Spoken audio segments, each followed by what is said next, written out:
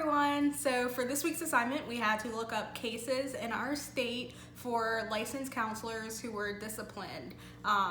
Unfortunately, in Delaware, I've been having a hard time finding a lot of this information. The website is extremely confusing and just very little information. There is information about how to become a counselor. Actually, some of that is even not extremely specific and can be somewhat confusing. So unfortunately, I had to look to our neighboring state, which is Maryland. I chose Maryland because I've actually been considering if I want to become licensed in Maryland as well, since I'm so close to the Maryland border. I'm about 10 miles away from Maryland, where I live. So I just went on and used the Maryland's website, which was extremely easy to find and to navigate. They had cases listed by an alphabetical order, so by the person's name. So it was pretty interesting. A lot of what I saw was dual relationships, and most of those actually being sexual relationships that counselors have had with clients.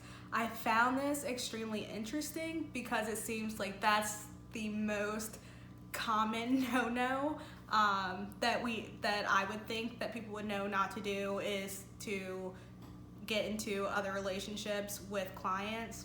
However, that was the most common theme when going through each case. And something that I thought was also very interesting was when people were disciplined for dual relationships or sexual relationships with clients, it often involved drugs or alcohol and things like that as well. So I guess to me, I'm just kind of wondering if they became impaired and kind of turned to alcohol, drugs, things like that, and then everything just spiraled out of control. So I think that's something that maybe could be a possibility. I also saw that it seemed like in Maryland they were somewhat lenient with these their disciplinary actions. So for a lot of the reprimands that were put in place, a lot of it was suspended license, probation, and things like that. In a few cases that were very extreme, even more so than just the dual relationship, it was for those that had like sexual relationships and things like that, their license was revoked, and sometimes people would surrender their license before having them revoked, which kind of brought up the question for me is, I guess, what the difference would be. So that's something that I'm actually planning to look into to see, just because I'd like to know what the difference between surrendering your license or actually having them revoked, if there's even any difference at all. But one case that I found particularly interesting was a guy named Sterling Barnes, and this was from 2018. It just seems like, honestly, like a Lifetime movie. It has a lot of parts to it. This guy, who is in Maryland, he has had through the course of this investigation, he had two different jobs. At the first one, he had two clients that reported situations with him.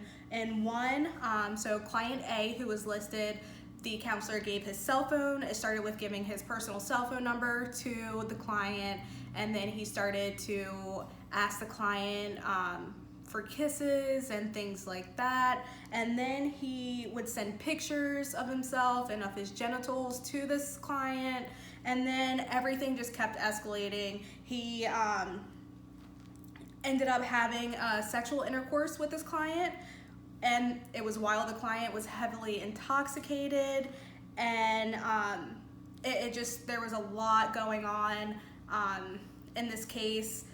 There was also another client that he was involved with as well that came forward and said that he did the same thing, gave this client his cell phone number, continuously asked the client to go on dates. He ended up moving the client into his home. He ended up, they smoked crack cocaine together and drank alcohol together.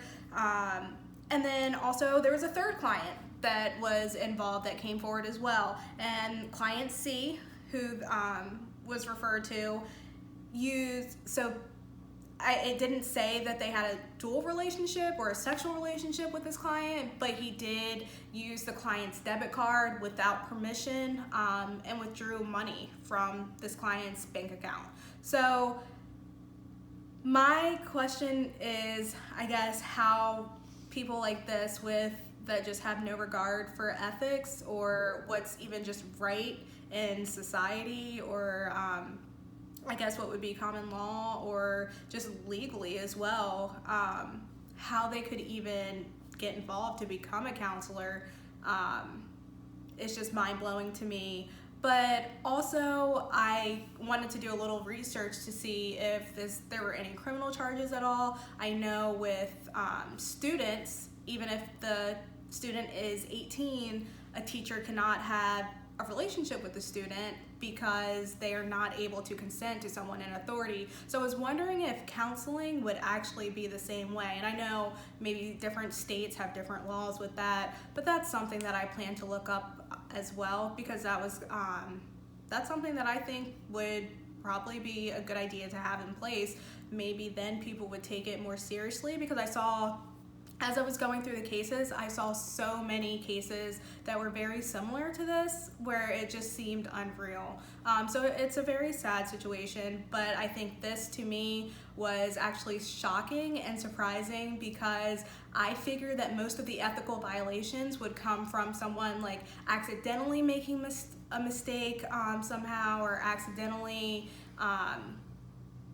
I don't know, something about like misassessing a client or something like that. But it seemed like most of these were intentional things that counselors did to get themselves in these situations, which was very shocking to me. Another thing that I found very shocking was that there were quite a few counselors who were disciplined for delinquent child support, which I thought was completely random, and I was shocked to see that, but that was something that I saw kind of a pattern of as well.